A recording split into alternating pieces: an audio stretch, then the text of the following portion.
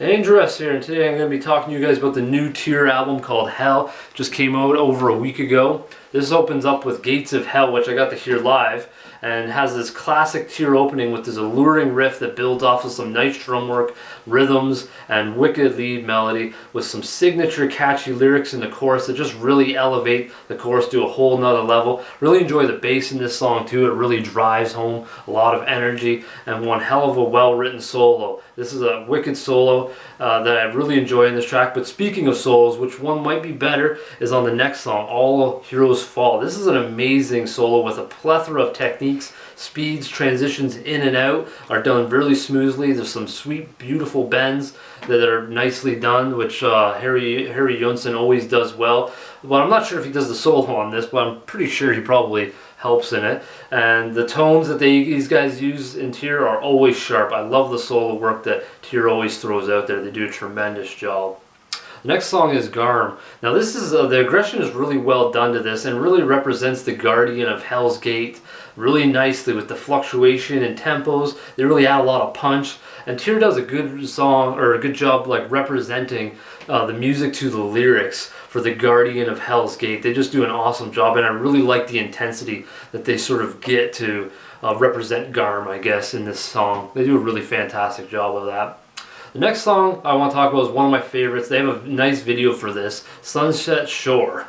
Now this really, I enjoy the verses that are painted on this calm shores with the clean guitars come in, and then they get really pulled into this powerful chorus where Harry Jonsson does a fantastic job of belting out his rage and just with his Viking brethren. And I just really feel like the overall strength of the song is awesome, and Harry Jonsson always does an awesome job of just adding intensity. He's a really solid vocalist, and he really knows where to add, you know, cleans and intense vocals and just really amp up his power with his Viking brethren.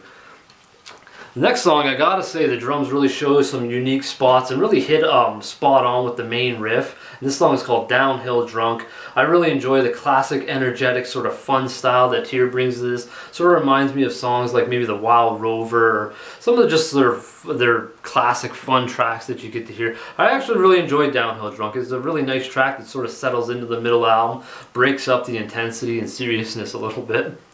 The next song I want to mention, though, sort of reminds me of this wicked track off Valkyria called Lady of the Slain. I really enjoy this one, and it reminds me of this Lady of the Slain because Empire of the North has a lot of fierce and intensity to it, and I feel like it's one of the most fierce and intense songs that I've ever heard from Tear, with such aggression from the drums, heavy rhythms, and thrashy leads. And I like how that fits into this song really nicely, and I like how they cut down the tempo and energy through the solo. It really just adds a little bit diversity to the solo and lets the solo come forward by changing that energy. I really enjoy that about Empire of the North. And another song that really fits into that box of intensity and fierceness is Fire and Flame. This one really shows Harry Jonsson's strong vocals again. It shows the intensity and really goes hand in hand with the power of the music. Once again, he does a fantastic job of just really, you know, pulling his weight and going hand to hand with or head to head against the music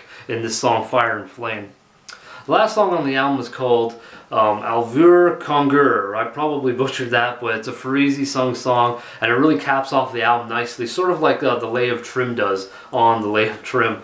This has a subtle build to its momentum. I attribute that to the drums primarily. I like how the bass really adds a lot of stability and grit to this song, really allowing the vocals and guitar work to really shine up front and do its job, but adds so much dimension and depth to the back end of this. And I think the production really showcases a lot of that, so you can really feel the low ends and then get your highs up front. So if you listen to this track a couple of times, you really get to hear those dimensions in the song musically, as well through the whole album. It's really done well. I really enjoy a lot of this album. The vocals, the lyrics, a lot of fun tracks, a lot of sweet technical stuff on guitar. You know, like I said, the drums are awesome. So I hope you guys check out Tear's new album, Hell. And until next time, folks, check out all my metal content, and I'm going to have, you know, down in the descriptions, as well as the songs from Hell, of course. So until next time, folks, heavy listening.